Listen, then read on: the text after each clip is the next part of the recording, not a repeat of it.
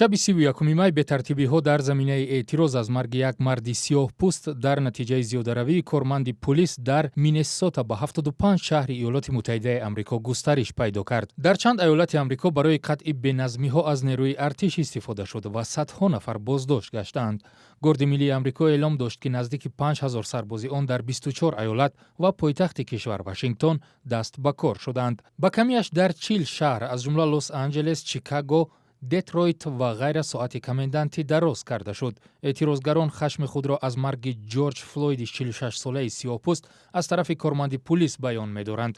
тазоҳурот баъд аз он оғоз гирифт ва паҳн шуд ки бинобар навори видеоӣ корманди пулис дар dastoни марди сиёҳпӯст завлона мезанад ва барои беҳаракат нигоҳ доштани ӯ ба зонуяш сахт гардани Флойдро ба замин зер мекунад. илтиҷои марди сиёҳпӯст ки ман нафас гирифтан наметавонам ба шиори ин тазоҳурот табдил ёфт. дар берун аз Амрико низ нисбати марги Флойд ки 25 май рух додааст эътирозҳо барпо гашт. 4 афсари пулис ки дар ин воқеа ширкат доштанд аз кор ронда шуда гумонбари асосӣ боздошт шуд ва зидди ӯ парвандаи ҷиноӣ бозгашт.